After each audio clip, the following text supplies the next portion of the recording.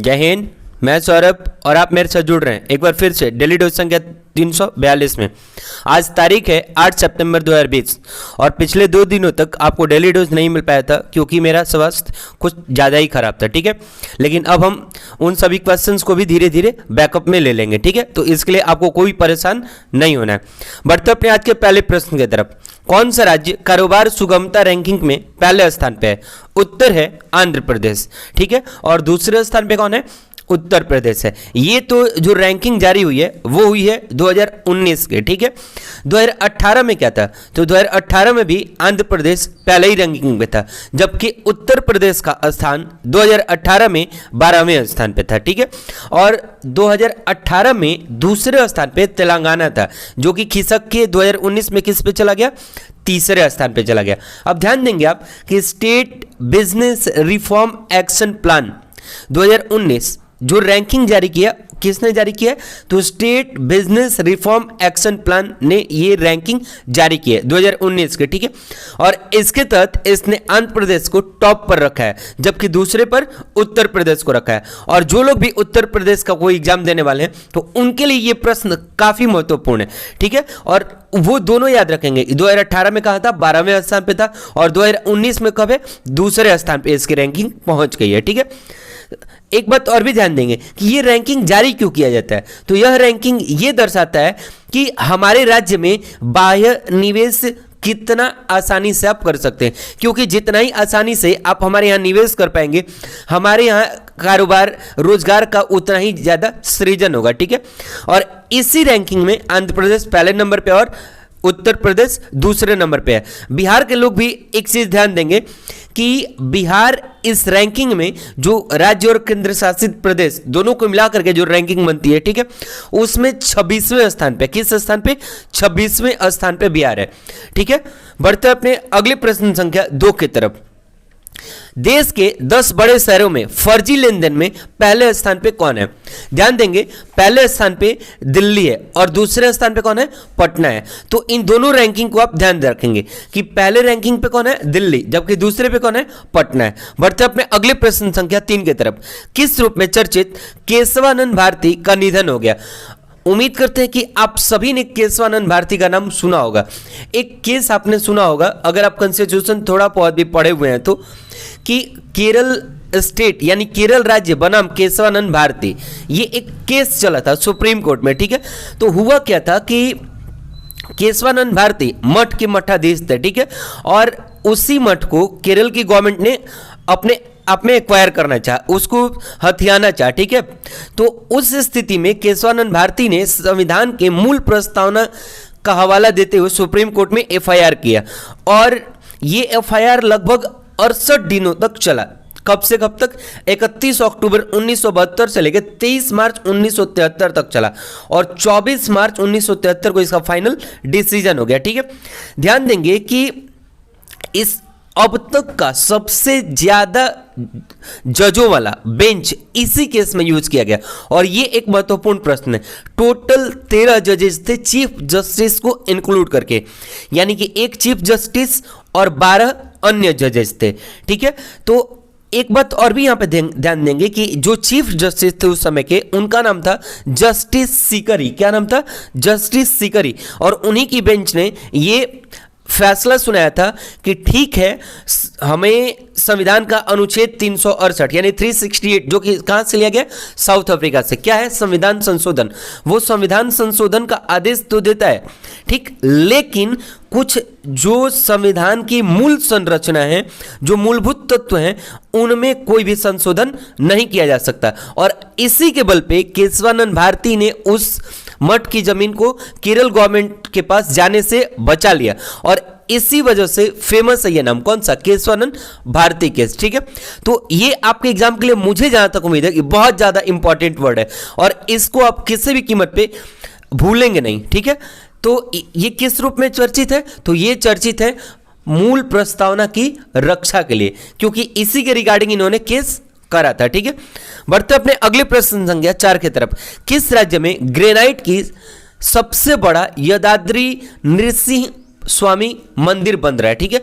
तो आप ध्यान देंगे तेलंगाना, कहाँ पे, तेलंगाना, जो कि किससे कटा है, तो आंध्र प्रदेश से कट के एक नया राज्य बना है, ठीक है, जिसकी राजधानी कहाँ है, हैदराबाद। जबकि आंध्र प्रदेश की प्रस्तावित राजधानी कहाँ है, अमरावती, और अमरावती में ही हमारे देश का 25वां उच्च न्यायालय खुलेगा, ठीक है। तो इस तरह से हमारे देश में कुल कितने उच्च न्यायालय हुए, 25। इस बात को भी आप ध्यान में रखेंगे, ठीक है। बढ़ते अपने अगले प्रश्न संख्या 5 की तरफ। टाइम्स की मोस्ट डिजायरेबल वुमन लिस्ट में किस एक्ट्रेस का पहला स्थान है? उत्तर है हिना खान। कौन? हिना खान जो है उनका टाइम्स की most desirable woman list actress में पहला नाम है, ठीक है। तो ये प्रश्न आप एज इट इज ध्यान रखिएगा। बढ़ते अपने अगले प्रश्न संख्या 6 की तरफ। किस इंग्लिश क्रिकेटर ने क्रिकेट के तीनों प्रारूपों से संन्यास लेने की घोषणा करी है? उत्तर है इयान बेल। किसने? इयान बेल ने। अब इयान बेल से एक प्रश्न क्या बन सकता है कि ये किस देश के खिलाड़ी हैं? इतना तो पता चल गया कि क्रिकेटर है, ये हैं इंग्लैंड के। कहाँ के? इंग्लैंड के, ठीक है। और इन्होंने अपने क्रिकेट करियर की शुरुआत 2004 में करी थी। कब? 2004 में। और 2015 में इन्होंने वनडे क्रिकेट से संन्यास ले लिया। और 2020 के घरेलू सत्र के जो मैच चल रहे हैं उनकी समाप्ति के बाद ये पूर्ण रूप से यानी कि क्रिकेट के सभी फॉर्मेट से संन्यास ले लेने की घोषणा करे हैं, ठीक है। तो इनसे संबंधित इससे ज्यादा प्रश्न बनने की संभावना नहीं। ये अब तक कुल 161 मैच खेले हुए हैं, ठीक है। बढ़ते अपने अगले प्रश्न संख्या 7 की तरफ। कौन सा जिला पहला पूर्ण रूप से डिजिटल अर्थव्यवस्था वाला जिला बना है? ठीक है, तो उत्तर है विरुधनगर जिला। और ये विरुधनगर जिला कहाँ है? तमिलनाडु में। कहाँ पे है? तमिलनाडु में। तो आप जिले का नाम ध्यान रखेंगे विरुधनगर और राज्य का नाम तमिलनाडु। बढ़ते अपने अगले प्रश्न संख्या 8 की तरफ। आईपीएल 13 का पहला मैच किन दो टीमों के बीच होगा? उत्तर है चेन्नई और मुंबई। और ये आईपीएल हमारे लिए क्यों महत्वपूर्ण हो गया?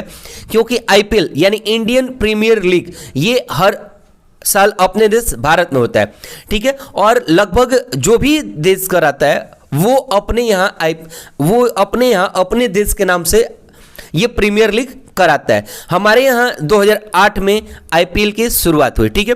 अब 2008 में आईपीएल की शुरुआत हुई और पहला विजेता बना था राजस्थान रॉयल्स, ठीक है। एक बात और भी ध्यान देंगे कि 2008 में जब शुरुआत हुआ और ये है 2020, तो 13वां संस्करण यानी कि इस बार जो आईपीएल हो रहा है वो 13वीं बार आईपीएल हो रहा है, ठीक है। लेकिन वो कोविड-19 की वजह से अपने देश भारत में नहीं होकर कहाँ हो रहा है? तो वो हो रहा है यूएई यानी यूनाइटेड अरब अमीरात। और इसलिए ये ज्यादा महत्वपूर्ण हो जाएगा कि पहला मैच किन दो टीमों के बीच होगा, तो वो होगा चेन्नई और मुंबई के बीच। कब से कब तक होना है? तो आपको पता है 19 सितंबर से ये आईपीएल शुरुआत होगा और चलेगा 9 नवंबर तक। कब तक? 9 नवंबर तक। साथ ही साथ एक प्रश्न मैंने और भी आपको बताया है, महिला T20 भी कहां होना है? यूएई में ही होना है, ठीक है। और वो कब से कब तक होगा? तो वो होगा 1 नवंबर से 9 नवंबर तक। तो इन चीजों को आप बहुत अच्छे से ध्यान रखेंगे, ठीक है। और लगभग यही प्रश्न है जो आपसे आईपीएल से संबंधित बनाए भी जा सकते हैं कि इस बार का जो आईपीएल है वो कौन सा है? तो 13वां आईपीएल है। पहला मैच किन दो टीमों के बीच हुआ? चेन्नई मुंबई। बढ़ते अपने अगले प्रश्न संख्या 9 की तरफ। पहला international day of clean blue sky किस तिथि को मनाया गया? उत्तर है 7 अगस्त 2020 को। अब ध्यान देंगे आप कि विश्व स्तर पे international day for clean air for blue skies पहली बार मनाया गया। क्या ये विश्व स्तर पे पहली बार मनाया गया? हुआ क्या था कि संयुक्त राष्ट्र सभा को 74वें सत्र के दौरान यानी 19 दिसंबर 2019 को इस नीले आसमान के लिए कहा गया था, ठीक है। और उसने इस प्रस्ताव को स्वीकार कर लिया, जिसकी वजह से इस वर्ष यानी 2020 में 7 सितंबर को विश्व स्तर पे international day for clean air for blue sky अर्थात नीले आसमान के लिए स्वच्छ वायु का अंतर्राष्ट्रीय दिवस मनाया गया। अब इसका मोटो क्या है? तो इसका मोटो है कि व्यक्तिगत स्तर पे, सामुदायिक स्तर पे, कॉर्पोरेट स्तर पे या फिर वो सरकारी दफ्तर हो, ठीक, या फिर कोई भी वैसा प्लेस हो, तो उन जगहों पे स्वच्छ वायु, स्वच्छ जीवन और अर्थव्यवस्था का पर्यावरण में क्या महत्व है, इन सभी चीजों को समझा करके और उनके बीच जागरूकता बढ़ाना है। और ऐसा पहली बार इंटरनेशनल लेवल पे हुआ है। तो आप ये जरूर ध्यान देंगे कि इंटरनेशनल लेवल पे पहली बार मनाया गया क्या, नीले आसमान के लिए स्वच्छ वायु अंतर्राष्ट्रीय दिवस। कब? 7 अगस्त को। तो यहां से 2-3 प्रश्न आपसे पूछे जा सकते हैं कि ये दिन किस दिन मनाया जाता है, तो 7 अगस्त को। पहली बार कब मना, तो 2020 में। ठीक है, तो बढ़ते अपने अगले प्रश्न संख्या 10 के तरफ। 5वें ब्रिक्स संस्कृति मंत्रियों के आभासी बैठक में भारतीय प्रतिनिधि कौन थे? उत्तर है प्रहलाद पटेल। अब यहां पे ध्यान देंगे, आभासी का मतलब क्या, ये कोविड की वजह से कोई कहीं जाएगा तो नहीं, तो क्या हो रहा है, वर्चुअल मीटिंग हो रही है या फिर डिजिटल मीटिंग हो रही है। ठीक है, तो उसी को हम कहेंगे आभासी बैठक। अब एक बात आप ध्यान देंगे कि इसकी अध्यक्षता किसने करी है, तो इस मीटिंग की अध्यक्षता करी है रूस ने। ठीक है, और ये है 5वीं ब्रिक्स संस्कृति मंत्री की बैठक। अब जैसे ही बात है ब्रिक्स यानी BRICS, तो क्या होगा, ब्राजील, रशिया, इंडिया, चाइना और साउथ अफ्रीका। ठीक है, ये 5 देश हैं जो ब्रिक्स के समूह देश हैं। ठीक है, यानी ब्रिक्स के सदस्य देश हैं। अब ध्यान देंगे कि इस सांस्कृतिक बैठक में क्या डिस्कस हुआ, तो इसमें डिस्कस ये करा गया कि जो सांस्कृतिक क्षेत्र पर महामारी की वजह से प्रभाव पड़ा है उस पे किस तरह से निपटा जाए। और इसी में यानी इसी ब्रिक्स की सांस्कृतिक मीटिंग में भारत का प्रतिनिधित्व किसने किया, तो हमारे संस्कृति और पर्यटन मंत्री कौन है, वो है प्रहलाद सिंह पटेल। और इन्होंने ही भारत की तरफ से इसमें भागीदारी निभाई। ठीक है, अब यहां पे थोड़ा सा आप कंफ्यूज कर सकते हैं। देखिए क्या कि प्रश्न में अभी आपको याद होगा, मैंने डिस्कस भी करा था कि हाल ही में ब्रिक्स के विदेश मंत्रियों की भी बैठक हुई थी। तो आपसे जब प्रश्न पूछे तो आप सिर्फ ब्रिक्स और बैठक न ध्यान देकर के ये ध्यान देंगे जरूर कि किस चीज की बैठक हो रही है। आर्थिक स्तर की बैठक हो रही है, सांस्कृतिक स्तर की बैठक हो रही है, विदेश स्तर की बैठक हो रही है, और उसके अकॉर्डिंग चेहरे भी बदलते जाएंगे। क्यों? क्योंकि जैसे अभी हाल ही में ब्रिक्स के विदेश मंत्रियों की जो बैठक हुई थी उसमें अध्यक्षता तो रसिया नहीं किया था, लेकिन रसिया के विदेश मंत्री कौन थे, सर्गेई लावरोव, और इन्होंने अध्यक्षता की थी। जबकि भारत की तरफ से उसमें कौन गया था, तो भारत की तरफ से उसमें डिजिटली वो भी हुआ था और उसमें शामिल रहते एस जयशंकर। ठीक है, तो इस तरीके से आप भी इन चीजों पर बहुत ही ज्यादा ध्यान देंगे। ठीक है, बढ़ते अपने अगले प्रश्न संख्या 11 की तरफ। वोडाफोन व आइडिया ने एक साथ किस नए ब्रांड का लोगो जारी किया है, तो ध्यान देंगे कि वोडाफोन और आइडिया एक साथ मिल गए और वोडाफोन का V और आइडिया का I मिल करके नया लोगो बनाए। क्या? VI। क्या बनाए? VI। ठीक है, तो ये नया लोगो बनाए जिसमें कि आपको पता होगा कि वोडाफोन के यूजर्स जो है वो मैक्सिमम शहरी स्तर के हैं। ठीक है, तो वोडाफोन को इसमें सारी ब्रांड का प्रीमियर मिला है, जबकि आइडिया के जो कस्टमर्स हैं वो लगभग ग्रामीण क्षेत्रों के हैं। तो ग्रामीण प्रमुख ब्रांड कौन बना? आइडिया को बनाया गया है। ठीक है, और VI जो लोग हैं वो इन्हीं दोनों ने मिल करके बनाया है। ठीक है, बढ़ते अपने अगले प्रश्न संख्या 12 के तरफ। DRDO ने किस हाइपरसोनिक इंजन का सफल परीक्षण किया? उत्तर है स्क्रैम जेट। और ध्यान देंगे ये जो स्क्रैम जेट है ये पूर्ण रूप से मेक इन इंडिया यानी अपने देश के द्वारा निर्मित है। ठीक है, अब बात आती है DRDO के। तो DRDO के फुल फॉर्म क्या होगा? Defence research development organisation. ठीक है, और इसका जो आदर्श वाक्य है वो क्या है? तो आदर्श वाक्य है बलस्य मूलम विज्ञानम। क्या है? बलस्य मूलम विज्ञानम। इसकी स्थापना कब हुई थी? 1998। हेडक्वार्टर 1958 और हेडक्वार्टर का है तो आप सभी को पता होगा न्यू दिल्ली। ठीक है, अध्यक्ष कौन है वर्तमान में? जी सतीश रेड्डी। कौन है? जी सतीश रेड्डी। तो इतनी जानकारी आपको इस प्रश्न से प्राप्त होता है। बढ़ते अपने अगले प्रश्न संख्या 13 की तरफ। जम्मू कश्मीर में पहली विदेशी निवेश किसने करी है? उत्तर है कैनबिस मेडिसिन परियोजना ने। और ये कहां की परियोजना है? कनाडा की। कहां की? कनाडा की। एक बात यहां पे आप ध्यान रखेंगे, ये भी हाल ही में जम्मू कश्मीर के उपराज्यपाल बदले हैं। कौन? तो वो हुए हैं मनोज सिन्हा। और जो गिरीश चंद्र मुर्मू थे, कौन? गिरीश चंद्र मुर्मू, उनको कहां बिठा दिया गया? तो वो बन गए CAG। क्या बन गए? CAG। तो इस चीज को भी आप ध्यान में रखेंगे। ठीक है, बढ़ते अपने अगले प्रश्न संख्या 14 की तरफ। इंडो पैसिफिक बिजनेस फोरम का आयोजन कहाँ किया जाएगा? उत्तर है हनोई वियतनाम। कहाँ पे? Hanoi Vietnam. तो वियतनाम की ही राजधानी कहाँ है? हनोई में है। ठीक है, तो इसको भी आप ध्यान रखेंगे। जो इंडो पैसिफिक बिजनेस फोरम होना है वो कहाँ होना है? हनोई में, जो कि वियतनाम की राजधानी है। बढ़ते अपने अगले प्रश्न संख्या 15 की तरफ। दिल्ली सरकार का 10 हफ्ता 10 बजे 10 मिनट क्या है?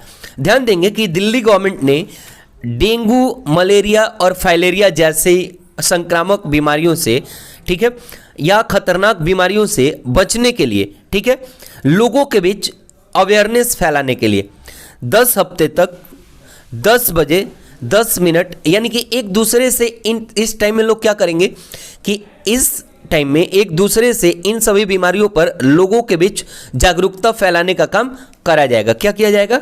जागरूकता फैलाने का काम किया जाएगा। और ये शुरुआत हो चुका है कब से? 6 सितंबर 2020 से ही। ठीक है, बढ़ते अपने अगले प्रश्न संख्या 16 की तरफ।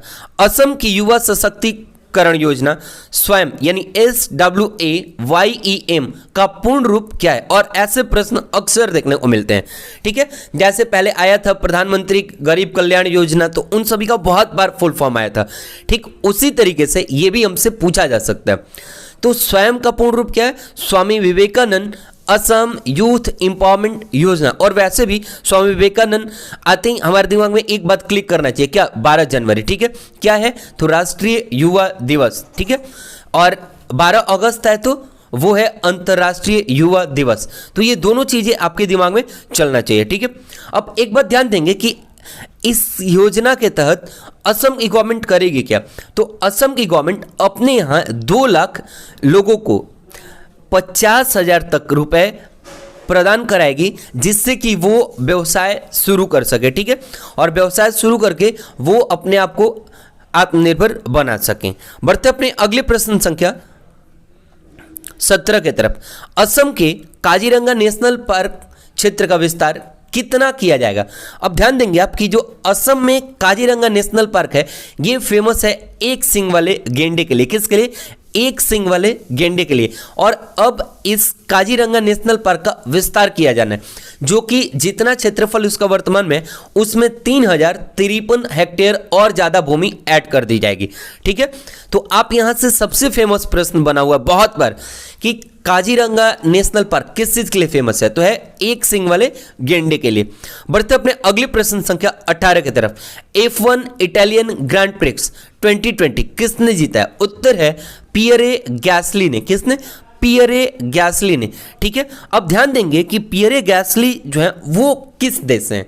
ठीक है, तो ये जो है ये हैं फ्रांस से, और अक्सर इन लोगों का देश पूछ लेता है। ठीक, तो आप ये बात जरूर ध्यान रखेंगे। पियरे गैसली कहां से? तो ये हैं फ्रांस से। अब ध्यान देंगे पियरे गैसली ने इटली के ऑटोड्रोमो नाजियो नेल मोजा में आयोजित फार्मूला 1 इटालियन ग्रैंड प्रिक्स 2020 जीत लिए। ठीक है, और ये भी वर्ड आप जैसे मैंने पहले आपको एक जगह बताया उसी तरीके से यहां पर भी जब भी आपको F1 प्रिक्स मिले, ग्रैंड प्रिक्स मिले, तो इसके पहले आपको इटालियन या फिर अन्य इस तरह के वर्ड्स मिलेंगे। तो आपको इन सभी वर्ड्स को बहुत ही ध्यान से देखना होगा, अदरवाइज आप कंफ्यूज करके गलत आंसर ट्रिक कर सकते हैं। और इसके लिए आपको क्या करना होगा कि जो भी पीछे के डेली डोज हैं उनको ध्यान से देखें, क्योंकि उनमें हमने इस चीजों को भी रखने का प्रयास किया है। अब ध्यान देंगे यहाँ पे कि इन्होंने जीत हासिल कर ली है। ठीक, किसमें? फार्मूला 1 इटालियन ग्रैंड प्रिक्स 2020 में। और ये जो है वो पियरे गैसली की पहली जीत है। ठीक है, दूसरे स्थान पे इसी में कौन है? तो वो हैं कार्लोस सैन जूनियर, जबकि तीसरे स्थान पे लॉन्स स्ट्रोक। ठीक है, तो इस चीज को आप ध्यान में रखेंगे। बढ़ते अपने अगले प्रश्न संख्या 19 के तरफ। किस नदी घाटी पर ओजोन स्तर कम पाया गया? उत्तर है ब्रह्मपुत्र नदी घाटी। कौन? ब्रह्मपुत्र नदी घाटी। ठीक है, और ब्रह्मपुत्र नदी घाटी पर ही ओजोन का स्तर कम पाया गया। आज का प्रश्न आपके लिए, संपत्ति का अधिकार संविधान के किस अनुच्छेद में है। उम्मीद करते हैं कि आप सभी को ये सेशन बहुत अच्छा लगा होगा और आप जरूर कमेंट करके बताएंगे। साथ ही साथ आप सभी स्टूडेंट्स एक बात का ध्यान दें कि आने वाले दिनों में यानी 15 दिसंबर से हमारे एग्जाम्स बहुत सारे शुरू हो जाएंगे, ठीक है। तो हमारे लिए काउंटडाउन शुरू हो चुका है, इसलिए और सबसे ज़्यादा वेटेज अगर कहें तो करंट का होगा आपके एग्जाम्स में और जनरल साइंस का होगा, साथ ही साथ मैथ्स का तो होना ही है, ठीक। तो आप सभी किसी भी कीमत पे अब अपना समय थोड़ा सा भी बर्बाद नहीं करेंगे, तो लग जाइए, ठीक है। फिर मिलते हैं अगले डेली डोज में, तब तक ले जय हिंद, बाय बाय।